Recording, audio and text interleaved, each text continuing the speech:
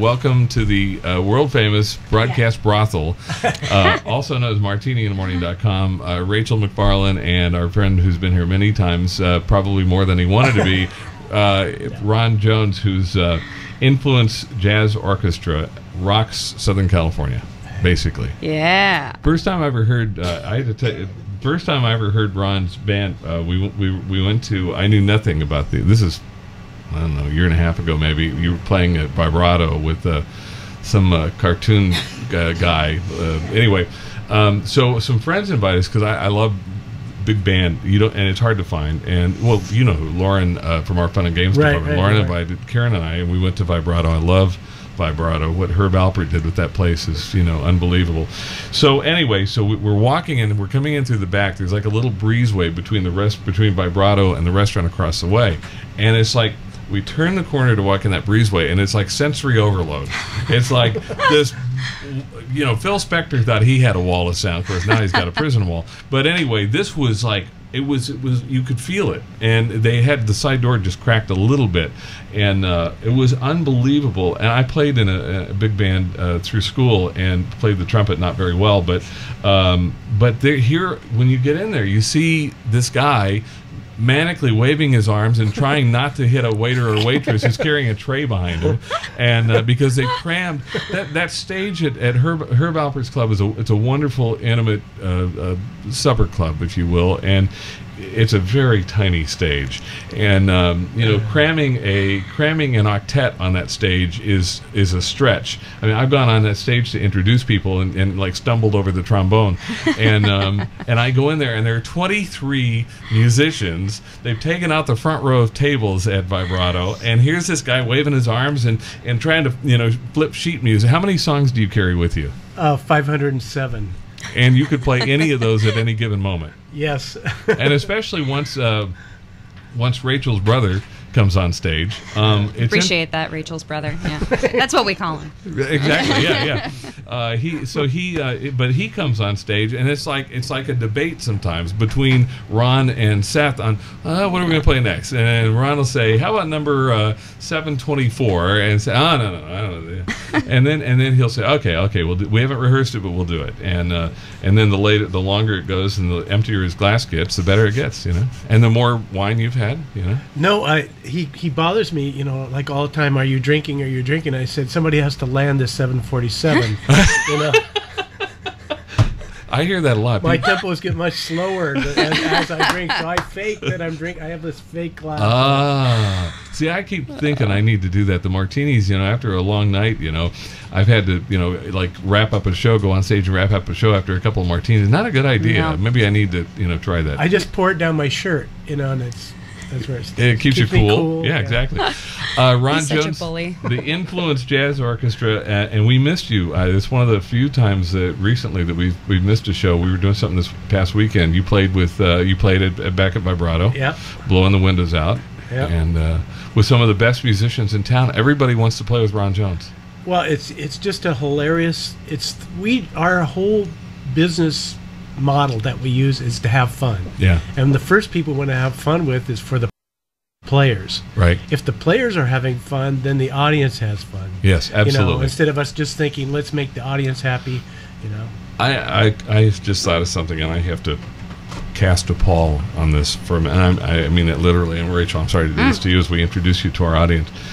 Last time I saw you live was at Vitello's with the Family Guy guy. Yeah. And that's what we call him on the air. The Family Guy guy. Yeah. We don't call him by his name.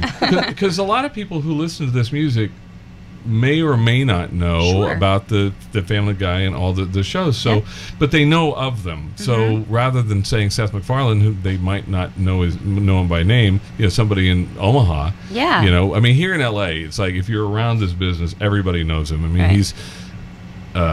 I read somewhere he's like the highest paid writer in Hollywood. So people in Hollywood know him, but in Topeka they might not, but they do know of Family Guy because they see the million gazillion promos they run on Fox for all of his shows. So we refer to him as Family Guy. That's what my dad calls him. The Family Guy guy. Yeah. But we use Indian names like Carrie's Water, flying duck, things like that. So he's, cartoon guy. Yes, exactly. I like that. I'm waving hands, man. Yes, that's very appropriate. Okay, but I have to bring it up. Last time we saw it was at Vitello's with Seth, and that night I saw an old friend that I hadn't seen in a while, and I didn't recognize him at first because he's gone through some stuff, and you had just come over to the table, and I said, "Oh, that's Warren." And you told me he'd been through some health issues, and Warren Looning, who was one of the, I got to hold it together. I met Warren working with Steve Tyrell. Warren played with him for a long time, and of course played with many. I mean, from Ron Jones to John Williams to, I mean, he was like, and when I noticed, I knew something was wrong when I didn't see him on Dancing with the Stars, because I saw him so often on there. I think I saw him on American Idol. I mean, he's one of those guys. If you want a really good trumpet player who can do anything, he was the guy. And I mentioned it once the day, the Monday after, but I just wanted to say with you here, because I know that he was an important part of what you do musically. But Warren Looning was an amazing trumpet player, and we all lose because he's not around. But you know what's sweet is that Seth values the players so much and knows each one of them by name, right? That he is dedicating, like in the show, there's actually a card that's going to be permanently in the episode, the last episode he played on, that has a picture in his dedication. Like you see dedications to producers, right, or somebody that's higher up, or an executive, but to take a trumpet player and say this person was valued, right, that's just amazing. The heart that goes out, from Seth and from everybody around the players.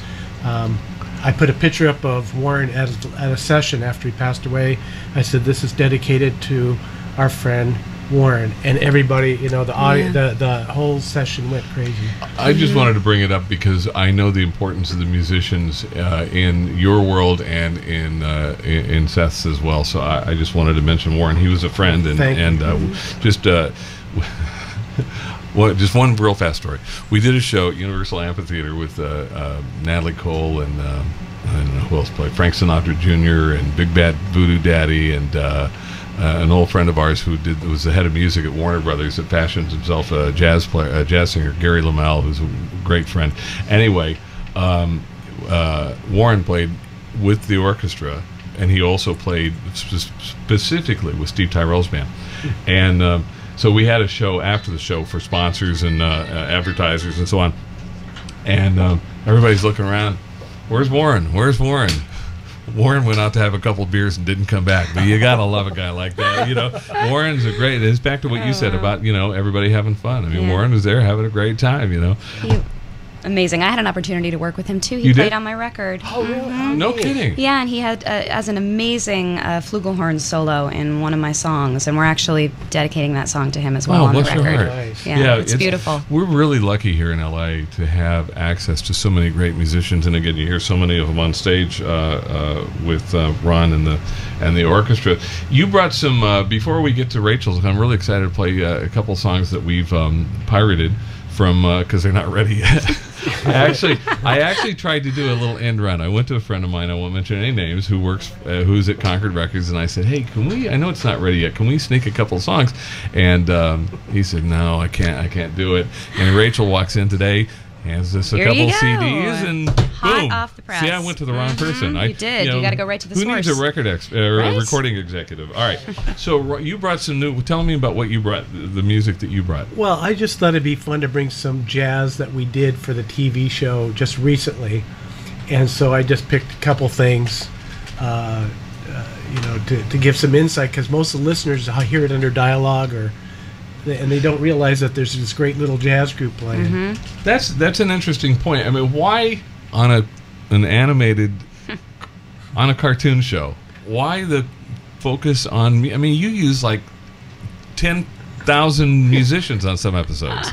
I never think of it as animated. That's my problem. I always Well, think that's of not a problem. That's a good thing, I would think. Yeah, I think of cartoon. I go, what? Those are animated? I thought it was just my eyes. Ron Jones, his Influence Jazz Orchestra, Rachael MacFarlane in the studio on martiniinthemorning.com. I thought this song, and I don't know if you had any particular order on your stuff, but I thought because we play and because we talk about why a song is a standard, and I thought this song would be very appropriate. Is it hard to write a standard? It is, and that's why I just named it, because they always say write a standard. They don't want to pay for, something with Gershwin. Right. So I have to do something like, so I said, let's call it, It's Hard to Write a Standard. Ron Jones on martiniinthemorning.com. Ron Jones from Family Guy. So explain that song. We heard, if we watched Family Guy, how would we have heard that song? Well, that's Mike Lang on piano, and then Chuck Berghofer on bass, and Steve Schaefer on drums with brushes. Mm-hmm. But they go to a club, and then there's supposed to be source as if there's a jazz group playing in the background. So Fox doesn't want to pay for a standard, so they say write something. So I always have to write, and I make these crazy names that go on for a paragraph or so, about being on Mars and things like that. But it always sounds really great when those guys play it, It's beautiful, and it sounds like and that's take one. That's just roll the tape. Really? That's like the music's on the stand. Let's try this. Rachel, you have a new album. By the way, the album is called? It's called Haley Sings. And I know there's a story behind that. There's no story behind that. That's my middle name. No, there's a story behind it. Is Haley really your middle name? No. You tell me anything, Sorry. I'll believe it. Especially if you sing it, I'll believe it. Oh.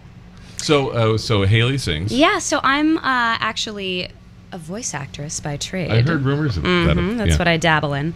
And I play Haley Smith on American Dad, which, that Family Guy has something to do with. Uh-huh. Anyway, I've always gotten to sing, songs here and there on the show. The writers are great about throwing a lot of great music into it. And in this upcoming season, we have this episode where Haley gets a job singing jazz in Roger's bar, which is, of course, in his attic. And, it's a fabulous episode, and we just sort of had this idea, what if Haley released a record? What if we took some of the great songs of the 60s and 70s, music that she would be a fan of, and sort of reinterpreted it for today's audience? And that's what we started with and we ran with, and it's releasing in September. Like, who picked this? I mean, how would you determine? I mean, I guess somewhere along the line, somebody has to say, well, here are the kinds of songs, or here are the kinds of artists that Haley would be attracted to. Who makes those decisions? Well, it was great. I had a lot of freedom with this project because it was something that, the writers and the creators of the shows were just, go have fun, do it. And Fox was behind it. So we had a lot of liberty with this. And we thought, okay, here's this character who's sort of hippy-dippy, a peace child of the 70s. What would be the music she would have listened to? And it turned out that it was, Paul McCartney, Paul Simon, Carole King, Jim Croce, all these great people that I grew up listening to as well. So for me, it was an absolute perfect fit. This was the music of my childhood, too. Haley Sings, the name of the album. When is it out, by the way? It's out in September. Out in September, but you get to hear it today on martiniinthemorning.com. Rachael MacFarlane. Hoping it's the 25th. Don't know the date yet. No, still undecided. I gotta look. All right, we have a vote for the 25th. We'll see I gotta look and see if my birthday's on a Tuesday this year. I think it is. My last grandson was supposed to be born on my birthday. He blew it, so maybe we can work on the album. All right. If your grandson can't do it, we'll try to do it. Exactly. I did get one out of 7. And wow. It was born on my birthday. It's martiniinthemorning.com. Rachael MacFarlane in the studio, and Ron Jones. Ron Jones and his Influence Jazz Orchestra playing with Rachel this Saturday night. Yes. At Vitello's. Is this your debut? You're coming out? Yeah, I kind of crashed the party at one of Seth's shows I saw at that. Catalina We were Club. there. Yeah. And back in February, which was so much fun. Yeah. And this time I'm actually getting to do more than 2 tunes. So it was funny because we were sitting at the next table from Seth, and there was a certain look of pride.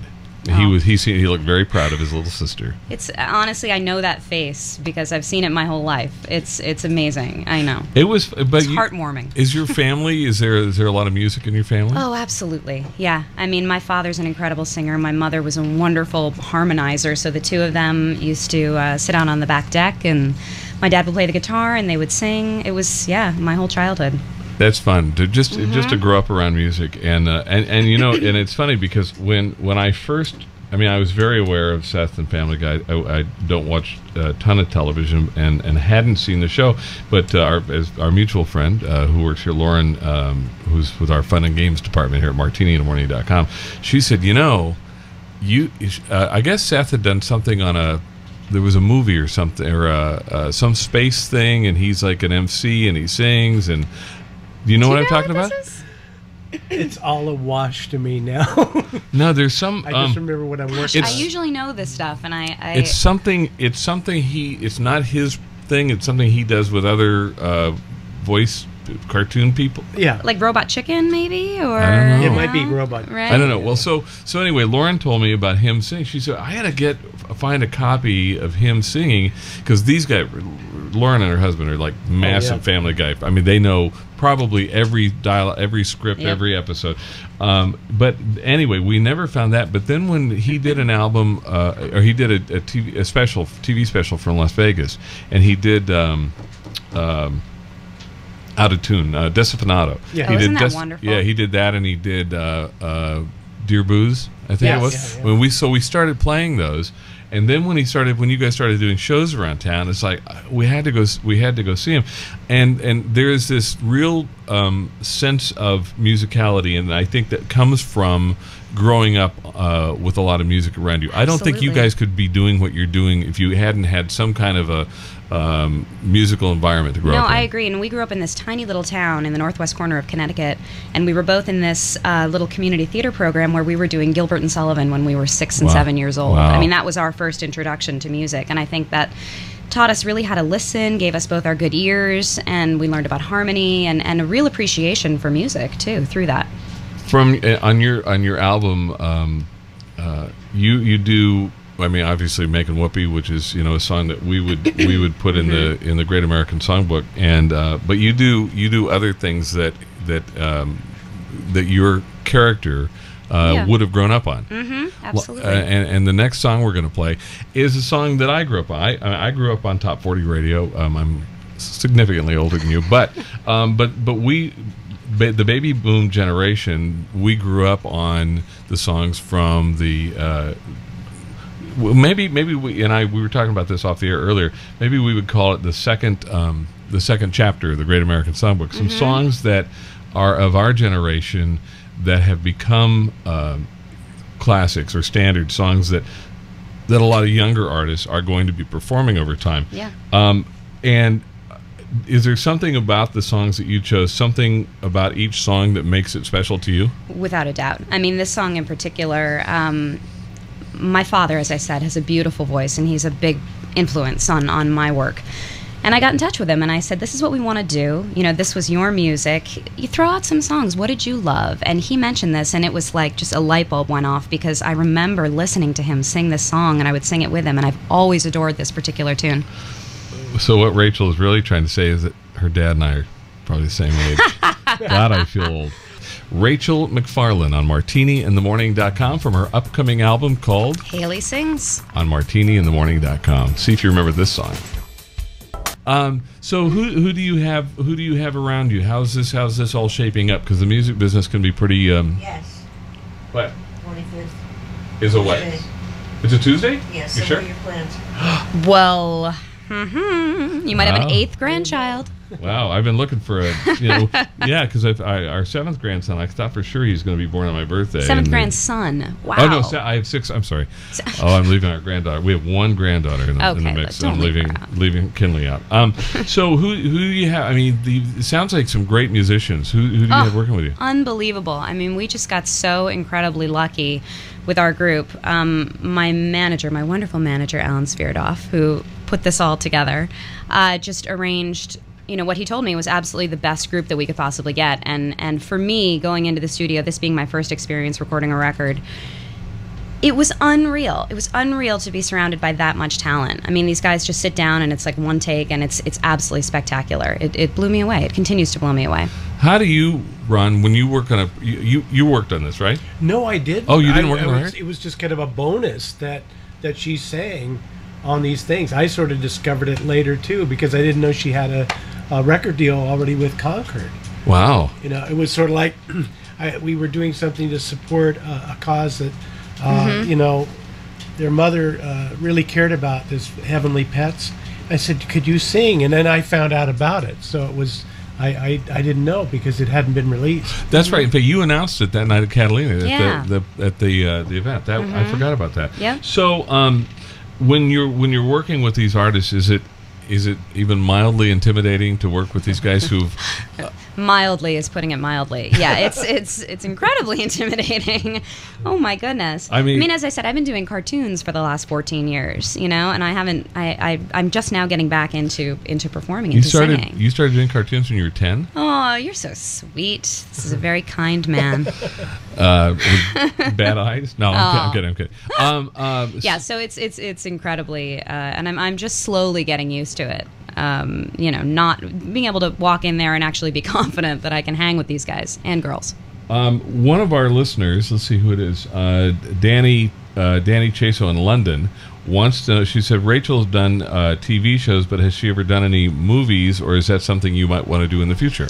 Oh, goodness. I haven't to date, and yeah, absolutely. I mean, I think in terms of animation, feature is a really tough nut to crack because they're going with a lot of celebrity voice actors these days. But it's definitely something that I would love to sink my teeth into if the opportunity presented itself, for sure. Ron, you've done music, I know, obviously, for television. Have you done stuff for movies? When I came to town, I was doing movies. So I got sucked into, against my will, into television. You know, I did like 18, you know, like Roger Corman films and, you know, all these like, you know, slasher, crazy films. Really? You know, yeah, I was doing tons of those things. Wow. And then got sucked into television through Hanna-Barbera and all these other ones. And boy, those are the days. Yes. We were just talking about Hanna-Barbera cartoons. What we were talking about is how so many of today's cartoons, especially the features, it's not like cartoons. Okay, now I'm going to sound really old. It's not like the cartoons we grew up on, like, you know, Huckleberry Hound and I'm trying to think of some of the others. But we were talking about how different it looks, although the Family Guy stuff is still traditional animation. Absolutely.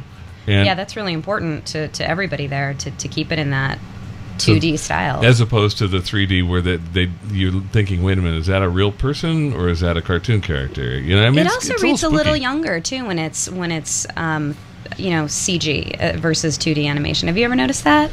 Like if you watch The Simpsons or Family Guy or American Dad, it reads for a little bit of an older audience. And if you tune into Nickelodeon and you see a lot of this CG stuff. That's an interesting point because I've always thought, having seen a few of the shows, I've always thought that the writing even is more adult than... Oh, yes. was that one of your characters? No. But definitely, no, these shows aren't meant for, you know, kids under 14. What's your most recognizable character? What would somebody recognize if they Honestly, I mean, I think Haley, because she sounds like me. Which is what was so great about this record. It translates so beautifully. It's my voice. It's your voice and songs you've picked. And yeah, when I went into audition for the character 9 years ago, they basically said, we want you. We want how you sound. Just, you know. So do you do any with funny voices? I do some funny voices sometimes. Yeah, I do a lot of little kid voices on different shows for Cartoon Network and Disney and things like that. It's so fascinating to me. I mean, you know, being on the radio for 41 years tomorrow. It's you get pigeonholed. In the old days, it wasn't a bad thing. You know, if you were a radio guy, it's like, wow, you know, you got a radio voice. And now it's almost a negative, especially if you're trying to get voiceover jobs and stuff, because they don't want. It's like, oh no, you sound like a radio person. We don't want. We want somebody who sounds like, you know, a regular person. So much copy that I read, non-announcer, really? Absolutely. They just want a regular sounding person. Yeah, you're so right about that. Mm-hmm. Okay, would this be rude? I don't know the protocol with somebody who does what you do. Would it be rude to ask you to sound like something that you do on television? I wouldn't be rude. No, I would do that for you. Is it too early in the morning? Because I know singers you don't ask. It's a little early in the morning, but I can try. Because I know singers you don't ask to sing early in the morning unless you want to get hit. No, it's okay. It's okay. One of my more recognizable characters was also on Family Guy. Olivia was the character's name. She actually sang a song with Stewie and did a couple episodes with him. And she's kind of up here. Oh, Stewie, what are you doing over there? It's me. You know, that's sort of her I like that. That was you. I remember doing that episode. But I Yeah, didn't know that was you were me. Olivia. That was great. me. Let's Yeah, see. a little early in the Happy morning. Acres or something like that. Let's see. We got some other questions. Let's see. Okay, I'll ask that one in a minute. This is from Katie in Farmington Hills, Michigan, near Detroit. She said, "How do cast members on shows like this? How do cast members interact? Are they as funny on set as off, or vice versa?" Oh, 100% as funny. Really? We have I know everybody says this, but we have the most incredible cast. Scott Grimes, who plays Steve, my brother on the show, an unbelievable actor, incredible singer also, just absolutely hilarious. We get together once a week and we do table reads where we read the script for the week, and that's the only time that we ever really get to interact with each other because we record individually. So it's not like you're bouncing off. The table read's the only time that we get to do that. That's interesting. It's just hilarity. It absolutely is one of my favorite hours of the week because I get to be with my cast, and they're so funny. Rachael MacFarlane on martiniinthemorning.com. The album called Haley Sings. And due out in September. Ron and Rachel will, or Ron and Haley, depending on who shows up, will be at Vitello's in Studio City, California. And I always feel kind of bad because it's like we leave the rest of the country out. Plans once the album comes out, plans to go out on tour.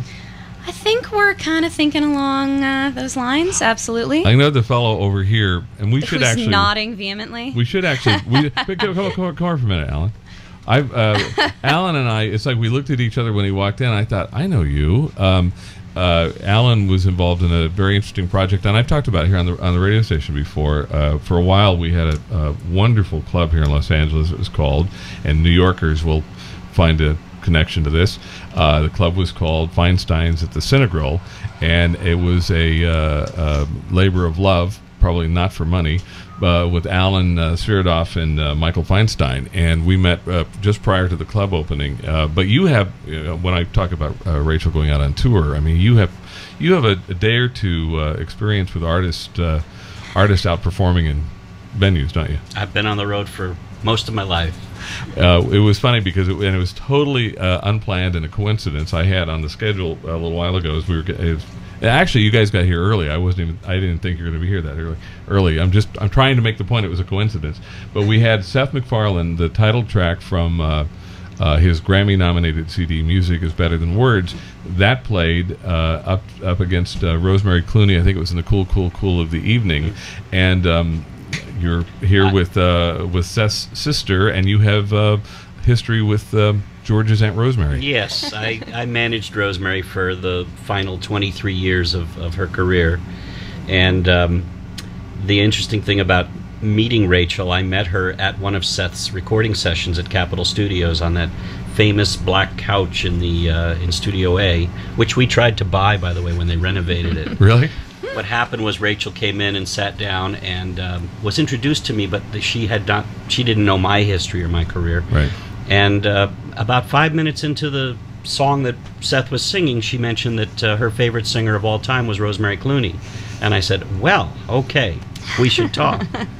Wow. And then that's how it all began. That's how it all began. That's amazing. What to get off the subject just a little bit, because Rosemary's nephew, it's an actor, is my man crush, and it's well known amongst our audience. He actually held my hand once, but it was interesting when I met George. He was familiar with our radio station, and because he said, as a friend was introducing us, he said, "Wait a minute, if I want to listen to my Aunt Rosemary's music on the radio in Los Angeles, what am I going to listen to?" And he told me an interesting story about. It was a story that Rosemary told him about how she sustained her career when some of her peers had, moved on and left music. What was it like working with Rosemary Clooney in those last couple decades of her career? It was an incredible experience. I mean, she's arguably the greatest female vocalist that we've had, and to have worked with her and met and worked with Count Basie and Benny Goodman and all of these people that just lauded her, and obviously she had the same respect for all of them. It was an incredible experience. Okay, now I'm never going to get to interview Rosemary Clooney, so I'm going to ask you a question that comes from a comment that George made. He says somebody said to him, "How will you know when you're in heaven?" He said, "Oh, I'll know I'm there because Nat Cole will be sitting there playing the piano. My Aunt Rosemary will be leaning against the piano singing." And then he said, "Well, that might not be heaven. The kind of life she's led, she might have to go somewhere in between." It's true, but he might also. Well, I don't think that would surprise anyone either.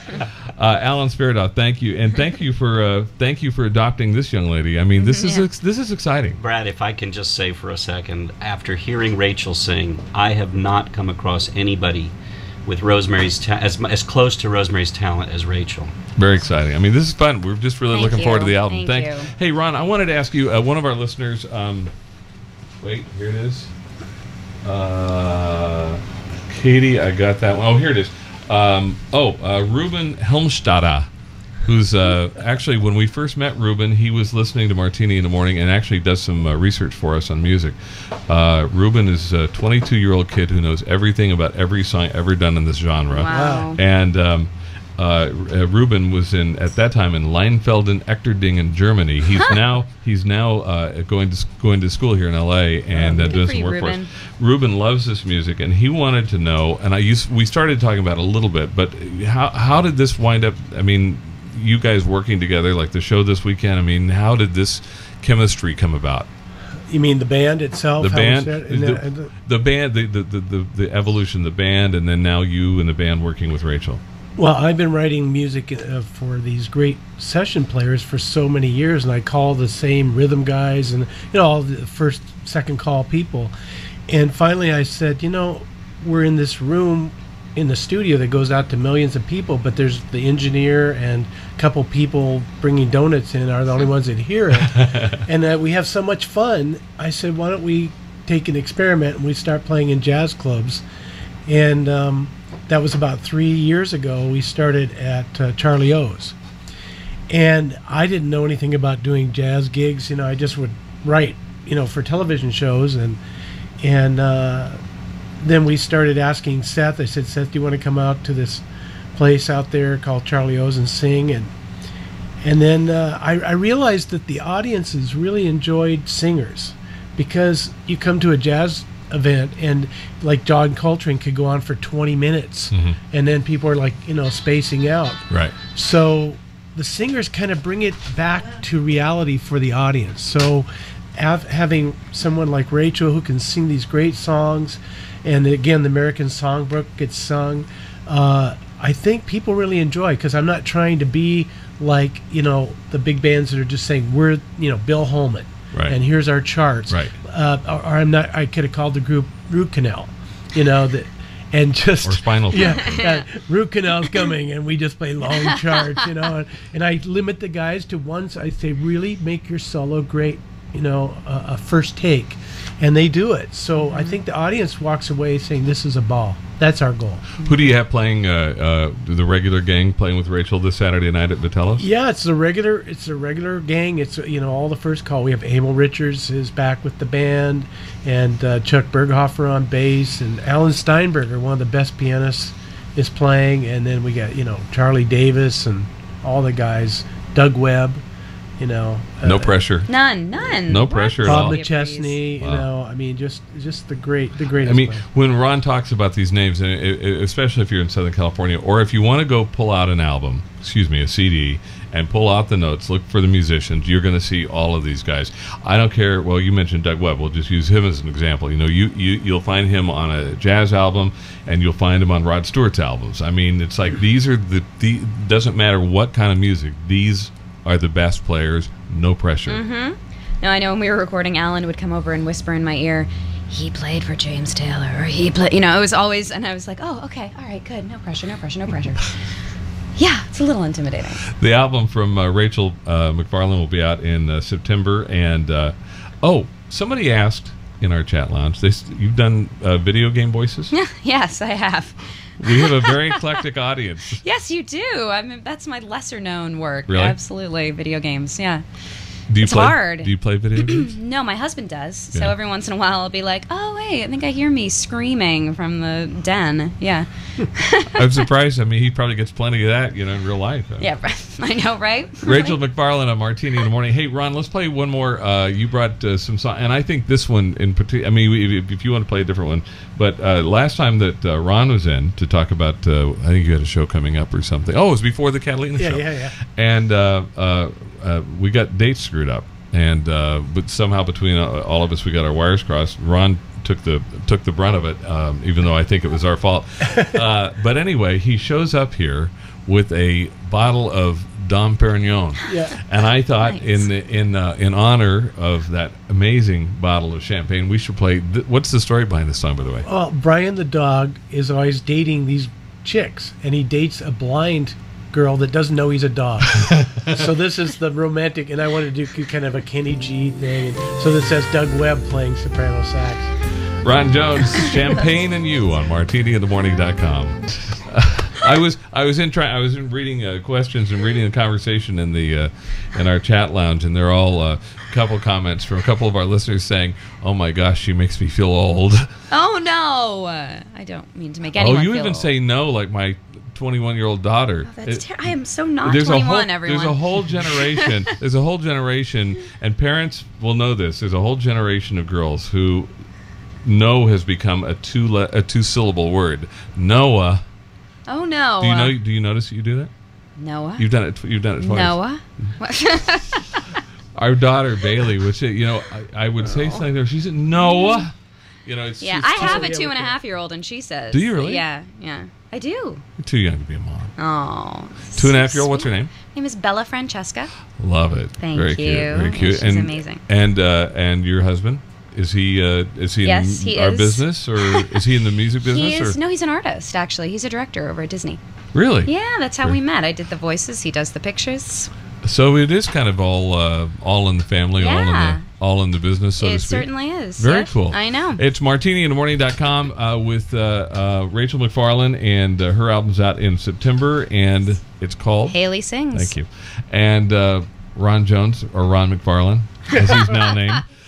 Thank you for all you do. It's funny, you were talking earlier about adding the vocalist and being cool with it not just being the big band. I'll tell you one of the challenges, and we face this here. People ask us why we don't play more of the great instrumentals or instrumental versions of the Great American Songbook tunes. We have an entire generation, her generation, that has grown up without a single hit instrumental. Never ever. When we were putting the old radio station together, we played some demos of what the station was going to sound like for some ad agency people. And Mother Miriam, inside voice. Anyway, we please. We were pitching the radio station, and there was a woman who was maybe 28, 29-year-old. I think she was a head account person, whatever, for a major European import high-end automobile, Mercedes-Benz. And so we're playing this demo for this whole team of ad agency people, and we come to an instrumental. It was Playboy's Theme by Cy Coleman. A great song, very in this genre, very well known. We played that, and I think I might have also had Count Basie's "Cute" in the demo. But anyway, this woman stopped me, and she said, "Wait, what was that?"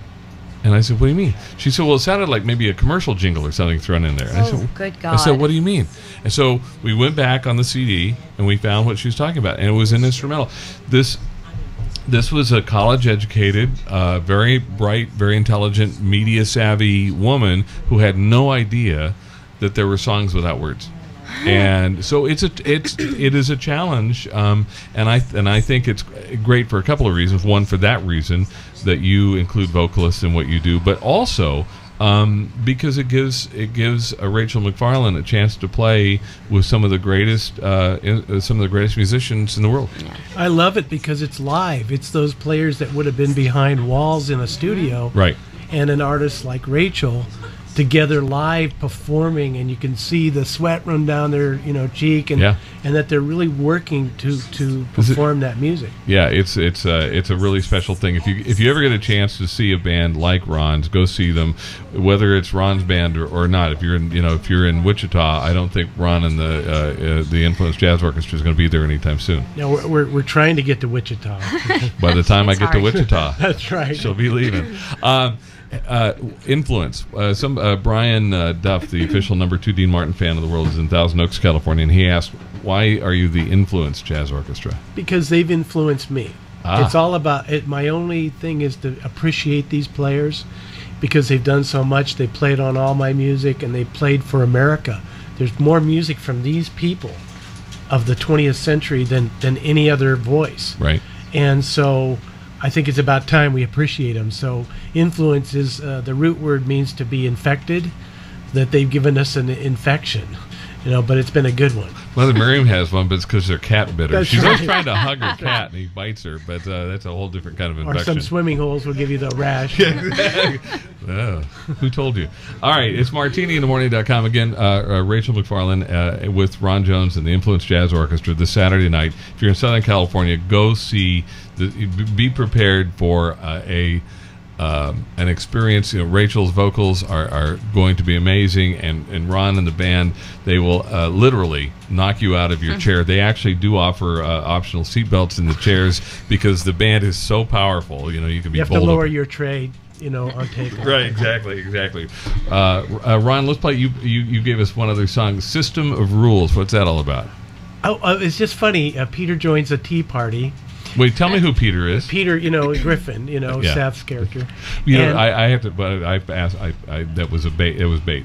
We actually now get requests for Peter Griffin. Since we started playing Seth's album, we get requests for Peter. It's very strange. Well, I just thought this was just a lovely. Everybody was stunned, and so it's just an example of all the players coming together and making something really beautiful happen. As they say goodbye and fade into the wherever musicians fade. Yes. Thanks to Ron and Rachael MacFarlane on martiniinthemorning.com.